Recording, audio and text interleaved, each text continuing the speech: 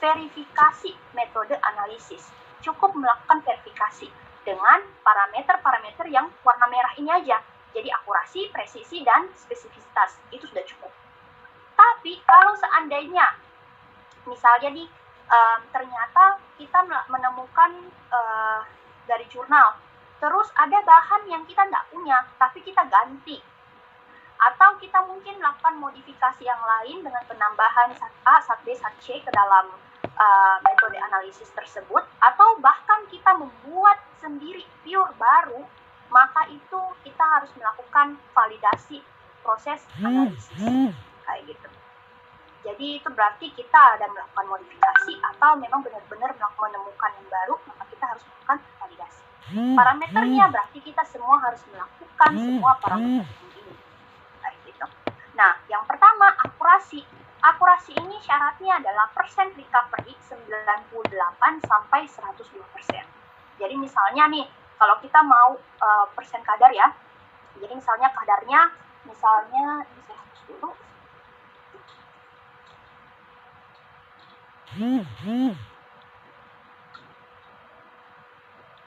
Misalnya kadar yang kita ketahui itu adalah 100 mg.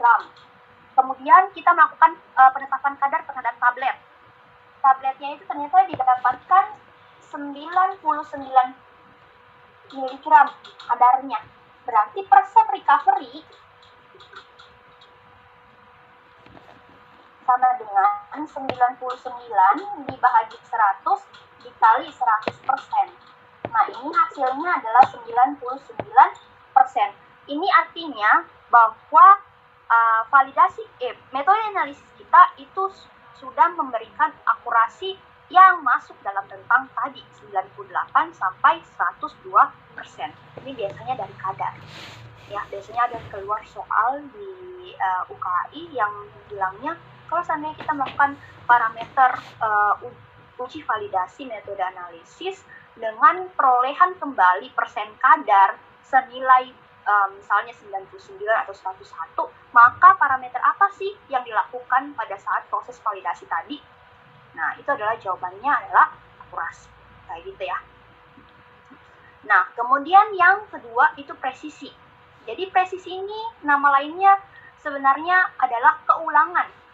Jadi kalau misalnya nih, saya dengan misalnya operator berikutnya, misalnya Kak Irfan, melakukan analisis terhadap suatu kadar obat, maka harusnya perhitungan kadar saya dengan perhitungan kadar dari Kak Irfan itu tidak bisa berbeda. Relatif standar deviasinya itu lebih dari 2%. Harus kurang dari 2%. Baru dianggap bahwa validasi validasi metode analisis ini itu berhasil. Kayak gitu. Jadi relatif standar deviasi. Jadi misalnya saya melakukan pengujian atau misalnya nih saya melakukan di lab saya, di lab A, kemudian nanti Kak Irfan melakukan di lab B. Nah, perbedaan lab tadi itu seharusnya tidak memberikan relatif standar deviasi yang lebih dari 2%. Harus kurang dari 2%. Yang menyatakan bahwa metode analisis ini memang valid. Kayak gitu ya. Kemudian spesifisitas. Spesifisitas ini artinya bahwa metode yang kita gunakan ini mampu untuk membedakan zat A, B, C, dan D. Karena misalnya ya, kita memproduksi tablet flu. Obat flu itu kan biasanya satu tablet itu misalnya ada paling kurang ya 3 zat aktif. Nah, pada saat kita melakukan metode analisis, dia harus bisa membedakan 3 komponen ini. Jadi zat A, B, dan C ini memang harus benar-benar terpisah, baru kita bisa melakukan pengukuran kadar. Ya, jadi misalnya kalau dianggap kayak kita pakai HPLC, maka mungkin yang zat A-nya itu muncul di menit pertama, kemudian zat B-nya muncul di menit ke-5, dan zat C-nya itu muncul di menit ke-11. Kayak gitu, dan tidak ada trailing factor-nya.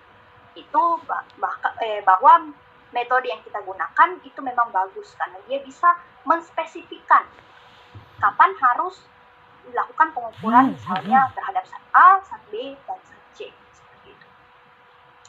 Kemudian next ke LOD. LOD ini adalah limit of detection.